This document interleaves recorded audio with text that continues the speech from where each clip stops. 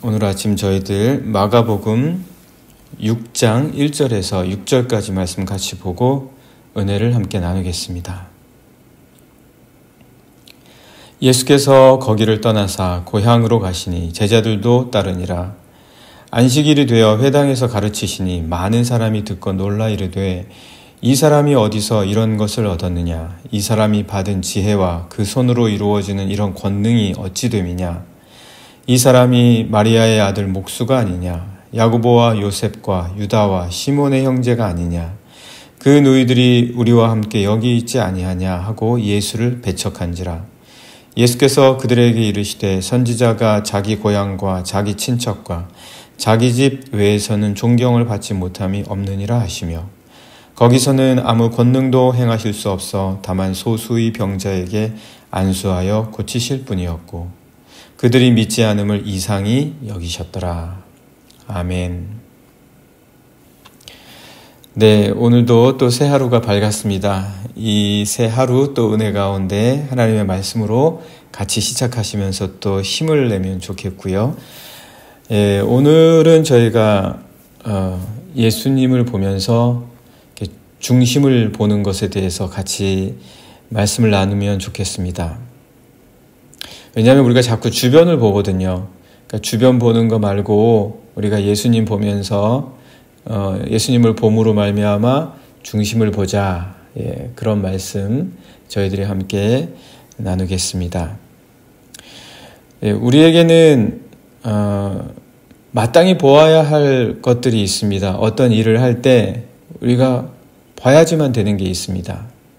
그걸 봐야지 되는 거죠. 그래야만 일을 그르치지 않고 잘 할 수가 있습니다. 그런데 마땅히 보아야 할 것을 보지 않고 다른 엉뚱한 것들을 보다가 일을 그르칠 때가 많이 있다라는 거죠. 예를 들어서 시험을 볼 때도 선생님이 그 시험을 강조해 준 부분들이 있잖아요. 그런데 그 강조해 준 부분을 안 보고 그 주변의 것들, 내가 스스로 생각해서 이건 중요하다, 아니면 내가 관심이 많이 간다, 그런 것들을 보다가 시험을 망칠 수도 있지 않습니까? 그런 것처럼 마땅히 보아야 할 것을 보지 않아서 일을 그르칠 때가 있다라는 거예요. 핵심보다도 지엽적인 것들에 더 신경을 쓰고, 중심보다도 주변의 것들로 인해서 더 눈치를 보고 마음의 짐을 지고 부담스러워하다가 실족할 때가 있다라는 거예요. 정작 중요한 것, 진짜 중심이 되는 것, 이거를 봐야 되고, 나무도 큰 이 줄기를 봐야 되는데 이 큰 줄기를 보지 못하고 가지에 자꾸 신경을 쓰는 거예요. 자꾸 가지에다 신경을 쓰면 줄기를 보지 못하고 뿌리를 보지 못할 수가 있다라는 거예요. 가지 봐서 이게 어떤 나무인지를 모르잖아요. 가지를 봐서 어떤 나무인지를 모르고 큰 줄기와 그리고 그 무성한 잎사귀들의 종류와 이런 것들을 봐야 그 나무가 어떤 나무인지를 알 수 있는 것처럼, 우리가 보면 중심을 신경 쓰지 못하고 주변을 자꾸 보다가 실족할 때가 있다라는 거죠. 흔히들 요즘 왜 우리가 너무 그 핸디에 신경을 쓰다가 내가 가는 길을 못 보는 거예요. 그래서 길을 잃거나 길을 잘못 들거나, 아니면 계단 같은 데서는 굉장히 위험하죠. 계단 같은 데서 핸디 보고 가다가 실족하잖아요. 마땅히 내가 가야 하는 그 길, 내가 걷고 있는 그 길을 보지 못하고 눈앞에 자꾸 보이는 어른거리는 것들만 신경 쓸 때가 있다라는 겁니다. 베드로도 그랬죠. 베드로도 물 위를 걸어오시는 예수님을 보고는 자기도 그러고 싶어서 예수님께 걷기를 자기도 요청을 하고, 그래서 걷다가 파도가 오는 것을 보고는 물속으로 빠져들어가는 거잖아요. 예수님을 봐야 되는데 파도를 보는 거예요. 예수님이 물 위를 걸어오라고 말씀하셨으면 예수님을 봐야 되는 거잖아요. 그런데 예수님을 보지 못하고 자꾸 몰려오는 파도를 보고 그리고 물을 보고 그러다 보면 물속에 깊게 빠져가게 된다. 우리들의 삶이 그럴 때가 참 많다라는 거예요. 중심을 봐야 되는데 자꾸 주변을 보게 된다. 오늘 본문에서도 주님을 보지 못하고 주변을 보는 사람들이 있습니다. 주님을 봐야 되는데 자꾸 주변을 보는 이 사람들. 누구냐? 고향 사람들이에요. 주님의 고향 사람들. 주님이 어려서부터 자고 나라신 예수님의 어린 시절을 보냈던 그 나사렛 사람들이었겠죠. 그들은 예수께서 오셔서 가르치시고 권능을 베푸시잖아요. 그러니까 깜짝 놀라는 거예요. 왜냐하면 너무나 잘 알거든요. 예수님이 어린 시절부터 자라나시는 것을 보았겠죠. 그러니까 예수님은 못 보고 자꾸 예수님 어린 시절만 보는 거예요. 예수님이 어렸을 때 이랬다. 누구는 어린 시절이 없습니까? 예수님도 육신을 입고 오셨는데. 그런데 예수님이 하시는 일과 지금 예수님의 모습을 보지 못하고 자꾸 예수님 어린 시절 그리고 그 예수님의 그 가족들 뭐 이런 것들만 자꾸 눈에 보여서 그게 이제 자기들의 관심사가 되는 거죠. 이게 이제 1절과 2절에 나와 있습니다. 보시면 예수께서 거기를 떠나사 고향으로 가시니 제자들도 따르니라. 안식일이 되어 회당에서 가르치시니 많은 사람이 듣고 놀라 이르되 이 사람이 어디서 이런 것을 얻었느냐. 이 사람이 받은 지혜와 그 손으로 이루어지는 이런 권능이 어찌 됨이냐. 이 사람이 사람이요. 이 사람이에요. 자기들이 보기에는 너무나 평범한 자기들과 함께 했었고 어린 시절 누구나 어떻게 자랐는지 다 아는 그런 사람인데 도대체 지금 하시는 일을 보니까 너무나 놀랐거든요. 그러니까 지금 그 놀라운 일들을 보면서 이 사람이 도대체 예전에 우리가 다 뻔히 아는 사람인데 자꾸 그런 모습들을 보는 거죠. 그래서 예수님에 대한 이야기가 바로 그들의 입에 오르내리기 시작하는 거예요. 그 사람이 어떤 사람인데 그 사람이 옛날부터 이랬어. 뭐 이런 이야기들이 오르내리기 시작하는 거죠. 그런데 정작 그분이 어떤 분인지에 대해서나 그분이 하신 일에 대해서 그리고 그분이 하신 말씀에 대해서 그분이 어떤 말씀을 하셨는지 자기 자신에 대해서 그런 모든 것들을 말하지 않고 그 주변의 것들만 계속해서 이야기하는 거예요. 그의 가족이 누구냐, 그의 형제와 자매들이 우리가 너무나 잘 아는 사람들이 아니냐, 그 아버지의 직업이 뭐 이런 거 아니냐, 목수가 아니냐, 뭐 이런 등등 그런 주변적인 거를 자꾸 보니까 예수님이 뭐 자기네들이 보기에 뭐 이런 지혜와 권능을 가지실 만한 분도 아니고 그런 지혜와 권능이 어디서 나는지 이해가 안 되는 거예요.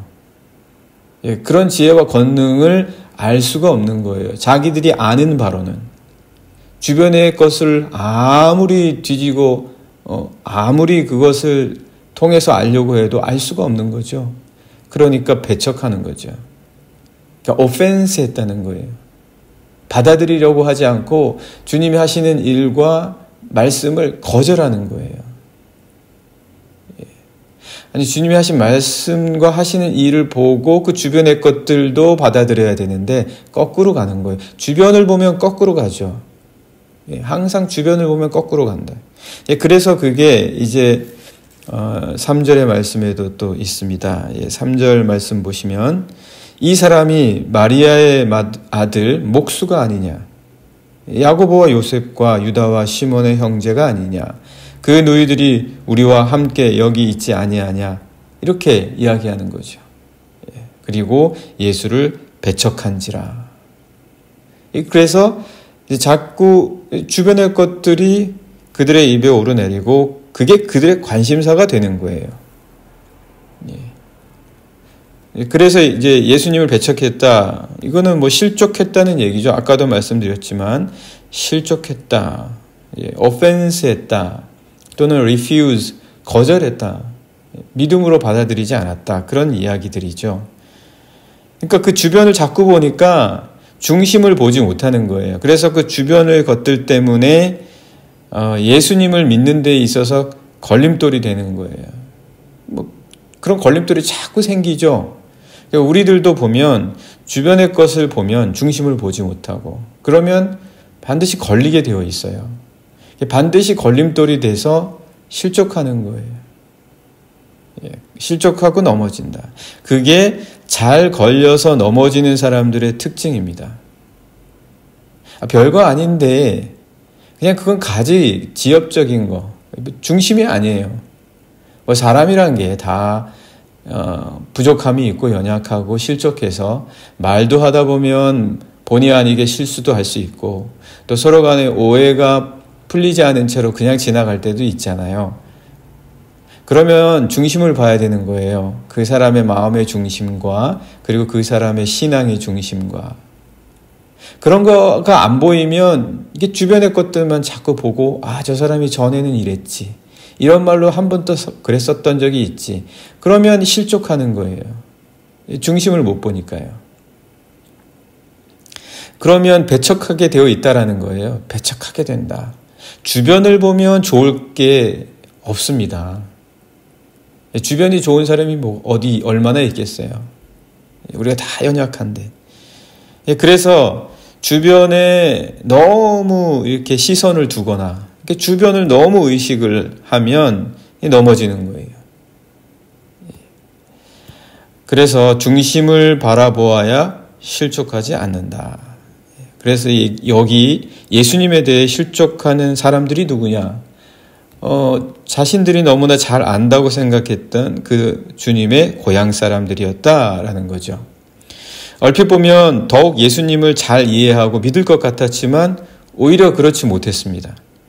오히려 그렇지 못하고 그들을 향해서 그런 모습들 때문에 주님께서는 이렇게 말씀하십니다. 그래서 선지자가 자기 고향과 친척과 집 외에서는 존경을 받지 못함이 없다. 이렇게 말씀해 주시는 거죠. 그래서 4절 보시면 예수께서 그들에게 이르시되 선지자가 자기 고향과 자기 친척과 자기 집 외에서는 존경을 받지 못함이 없느니라 하시며 이게 자기들의 중심과 같은 거예요. 자기 집, 자기가 중심이죠. 자기 고향 중심이에요. 자기 친척 중심이에요. 그러니까 우리가 지금 생활해 왔던 모든 것들의 중심이 이런 식이다라는 거예요. 그러니까 이런 중심을 깨야 된다. 예수님이 중심이잖아요. 우리의 온전하신 중심이 예수님이시잖아요. 우리가 예수님을 중심으로 바라보지 못하면 자꾸 내가 이렇게 살아왔는데, 내가 이렇게 해왔는데, 내 삶은 이랬었는데, 내 중심은 이건데, 자꾸 이렇게 나가는 거죠. 그러니까 예수님을 바라봐야 돼요. 근데 자기 고향, 내 고향이 중심이고, 내 친척이 중심이고 내 집이 중심이다. 그러니까 뭐 이런 것들 이렇게 주님께서 말씀하시며 이런 것 이외에서는 선지자가 존경을 받지 않은 곳이 없다. 네, 그렇게 말씀을 해 주십니다. 고향과 친척과 집이 따뜻한 안식처가 될 수는 있습니다. 그러나 변화에 둔감하게 하고 정체되게 만들고 그냥 그 자리에 만족하게 만들어요. 하나님께서도 아브라함에게 뭐라고 말씀하십니까? 본토 친척 아비 집을 떠나라 그러시잖아요. 그래서 그것을 떠나서 지시하시는 곳을 바라보라고 하시잖아요. 지시하시는 곳으로 가라고 하시잖아요. 예수님은 우리가 바라보아야 할 분이세요. 예수님이 바로 하나님이 우리에게 지시하시는 곳입니다. 그분에게 시선을 고정하는 것을 우리가 익혀야 돼요. 어떻게 우리가 주님께 시선을 고정할 것인가? 어떻게 주님의 성품과 인격과 그분이 살아가신 그 삶에 우리가 늘 중심을 두고 바라볼 것인가? 그래야 우리 삶에서 끊임없이 일어나는 것에 대한 질문과 그 답의 중심에 다가가는 겁니다. 그렇게 우리는 주변을 넘어서 중심으로 갈 수 있는 거죠. 예수님이 중심이시다. 예수님을 봐야 중심을 보는 것이다. 오늘 고향 사람들에게 주님이 바로 그 말씀을 주고 계십니다. 언제까지 그 고향과 친척과 자기 집에서의 그 중심을 넘어서지 못할 겁니까? 그러나 사람들은 주변을 바라보면서 수군거리는 거예요. 수군거리고 자기 스스로의 생각에 걸림돌이 되어서 주님을 보기보다는 주변을 바라보는 거죠. 주님께서는 그래서 많은 이적을 베푸시지 않았습니다. 이렇게 되어 있죠. 거기서는 아무 권능도 행하실 수 없었고 그들의 믿음 없음을 이상히 여기셨다. 이게 이제 5절, 6절에 나와 있는 말씀입니다. 네, 이렇게 함께 보시면 거기서는 아무 권능도 행하실 수 없어 다만 소수의 병자에게 안수하여 고치실 뿐이었고 그들이 믿지 않음을 이상히 여기셨다. 주님이 권능을 행하실 수 없으셨겠습니까? 주님이 하나님이신데 무엇이든 하시면 하실 수 있지 않겠습니까? 그러나 원치 않는데도 그것을 강제로 주님이 만약 하신다면 그거는 이적을 행하시는 게 아니라 심판을 행하시는 거겠죠. 네,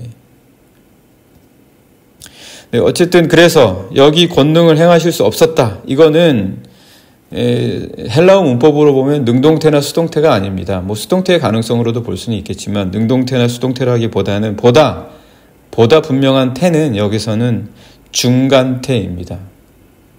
중간태 어렵게 보실 수도 있겠지만 이게 중간태 행하실 수 없었다. 이게 중간태라는 말은 능동의 의미도 되고 수동의 의미도 된다는 거예요. 중간이라는 얘기예요. 그러니까 주님이 행하실 수 없었다는 것은 항상 주님께서는 믿음을 바라보고 하신 거예요. 믿음과 같이 하신 거예요. 그래서 행하실 수 없었다는 것은 행하지 못하셨기 때문에 할 수 없기 때문에 안 하신 것이 아니라 그들의 믿음과 함께 하신 거예요. 그래서 주님이 이상히 여기신 것은 어찌하여 이렇게 믿음이 없냐? 왜 이렇게 믿음이 없냐? 안타까워하신 거죠. 네, 오늘 이 새벽에 저희들이 함께 주님의 말씀 보십니다. 우리가 정말 중심을 봐야 되겠다. 자꾸 나는 이렇게 살아왔는데 나는 이랬었는데 고집하지 말고 말씀을 보면서 주님을 통해서 중심을 보고 그리고 그것을 익히고 그 중심으로 살아갈 수 있도록 자꾸 믿음으로 반응해야 된다는 거예요. 그렇지 않으면 주님의 이적이 어떻게 우리에게 일어날 수 있겠습니까? 주님의 역사가 어떻게 일어날 수 있겠습니까? 오히려 그 믿음 없음이 이상한 거예요. 안타까운 거예요. 오늘 주님을 더욱 볼수록 중심이 분명해질 것이고 그리고 믿음이 분명할수록 주님은 더욱 중심이 되어주실 것입니다. 그러나 자꾸 우리가 주변을 본다면 주님과 그리고 주님의 역사하심이 희미해지지 않겠습니까? 오늘 이 아침 이 새벽에 저희들 주님 함께 기도하면 좋겠습니다. 주님을 보게 해주십시오. 그래서 내 삶의 중심이 든든해지고 내 삶의 중심이 더욱 분명해지고 이 중심 때문에 흔들리지 않고 오늘 주신 이 하루도 은혜 가운데 잘 오늘 하루 보낼 수 있도록 주님 인도해 주십시오. 함께 같이 합심해서 기도하시겠습니다.